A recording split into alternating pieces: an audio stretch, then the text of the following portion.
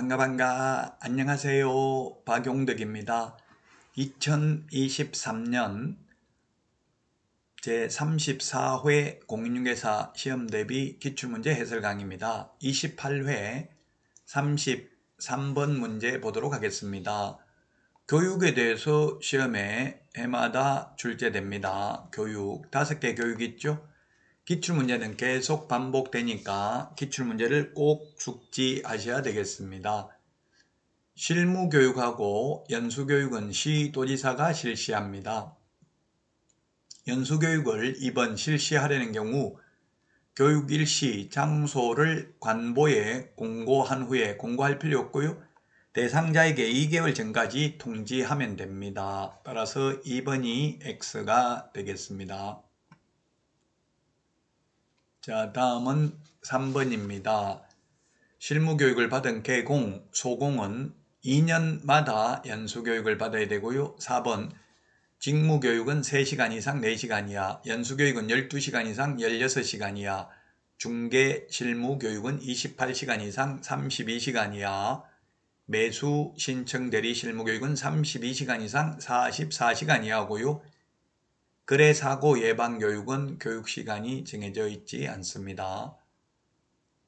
5번 국토부 장관, 시도지사 및 등록관청은 거래사고 예방교육 실시할 수 있고요. 예방교육은 받아도 되고 안 받아도 되고 처벌 규정은 없습니다. 예방교육은 10일 전까지 공고하거나 통지하면 됩니다.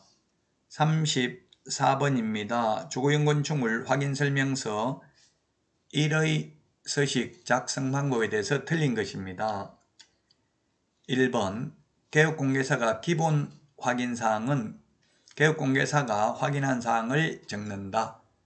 예, 그렇습니다. 확인 설명해야 될 사항에 보면 기본 확인사항이 있고 세부 확인사항이 있습니다. 세부 확인사항은 의뢰인에게 물어보고 적어야 되고요. 기본 확인사항은 개업공개사가 확인한 사항을 적습니다. 1번은 그래서 옳은 내용이고요. 그 다음에 2번 건축물의 내진설계 적용 여부와 내진 능력은 기본 확인사항이다. 예, 그렇습니다. 내진설계 건축물 대장 보면 나타나기 때문에 그렇습니다. 거래 예정금액은 중개 완성되기 전 거래 예정금액을 적습니다.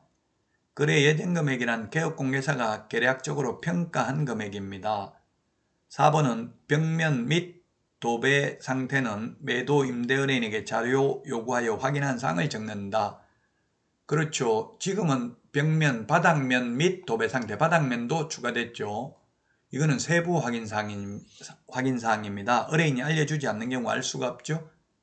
자, 그 다음에 5번 아파트를 제외한 주택의 경우 단독 경보형 감지기 설치 여부는 개업공개사 세부 확인사항이 아니다라고 했는데 세부 확인사항 맞습니다. 단독 경보용 감지기 설치 여부도 그 집에 들어가 봐야 하니까 주인의 협조를 받아야 되죠. 개업공개사 혼자서는 알 수 없는 사항입니다.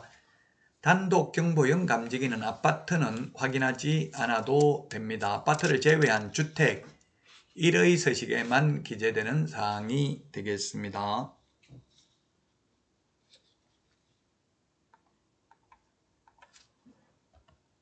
다음은 35번 문제 보겠습니다. 중개보수 시험에 2문제 정도 출제되죠. 1번입니다. 중개보수는 약정이 없는 경우에 거래계약이 체결된 날 지급하는 게 아니라 거래대금 지급이 완료된 날 지급하는 게 원칙입니다. 매수신청 대리 보수는 매각 대금 지급 기한일이죠. 약정이 없으면. 자, 그 다음에 2번입니다. 옳은 것인데 중개보수 초과 약정했으면 전부 무효가 아니라 초과 부분만 무효가 되겠습니다. 전부 무효가 아니라 초과 부분만 무효이다. 자, 그 다음에 주택 외의 보수는 시도조례가 아니라 국토교통부령입니다. 주택의 경우 국토교통부령이 정하는 범위 내에서 시도조례로 정합니다. 자, 그 다음에 4번입니다. 계약금 등의 반환채무 이행보장과 관련된 실비는 받을 수 없는 게 아니라 매수, 임차, 의뢰인에게 받을 수 있고요. 우리 권리관계 등의 확인에 소요되는 실비는 매도, 임대, 의뢰인에게 받을 수 있습니다. 5번이 시험에 참 많이 나왔는데요. 제가 볼 때는 좀 부적절한 문제입니다. 왜냐하면 지금 사무소 관할 시도조례인데요. 사무소 소재지, 중개사물 소재지 관할 시도조례가 아니라 사무소 관할 시도이사인데 지금 현재 사실은 16개 시도조례가 똑같습니다. 조례 내용이. 그러면 구분의 실익이 없기 때문에 출제할 필요가 없는데 대학 교수님들은 이런 사실을 모르기 때문에 시험에 계속 나오고 있고요. 계속 나오니까 중요한 줄 알고 또 역시 계속 출제합니다. 그래서 기출문제는 반복하게 되겠습니다. 자, 다음은 36번 문제입니다. 중개보수에 대해서 틀린 것입니다.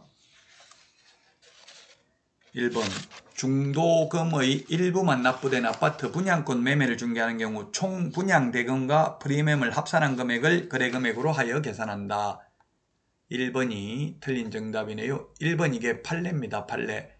아파트 분양권의 경우에는 분양가를 총 분양대금을 기준으로 하는 게 아니라 실제 주고받는 돈입니다. 예를 들면 분양가가 5억이고요.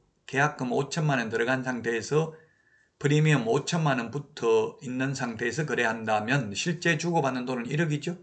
따라서 1억 곱하기 요율을 한다는 이야기입니다. 분양가에다가 곱하기 요율을 하는 게 아니라 실제 주고받는 돈, 계약금, 중도금, 프리미엄까지 주고받는 돈에다가 곱하기 요율을 합니다.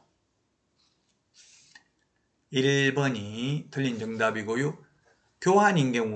교환인 경우에는 거래 금액이 큰 중개상물 가액을 기준으로 합니다.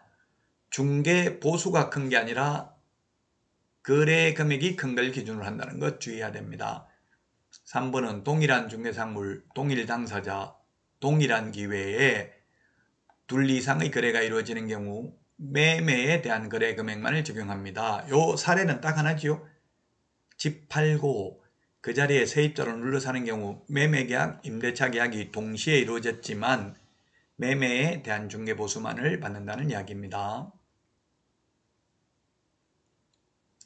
자, 그 다음에 4번 주택의 임대차를 중개하는 경우 의뢰인으로부터 받을 수 있는 한도는 거래 금액의 1000분의 8 이내다. 이게 기출문제다 보니까 그대로 지금 제가 원안을 그대로 했는데요.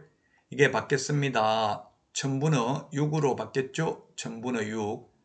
0.6%가 되겠습니다.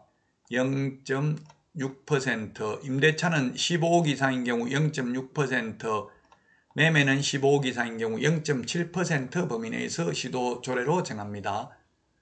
따라서 28회 때는 1번이 정답이었고요. 지금은 4번도 정답이 되겠죠. 4번도 지금은 틀렸습니다. 1000분의 8이 1000분의 6으로 고치시면 되겠습니다.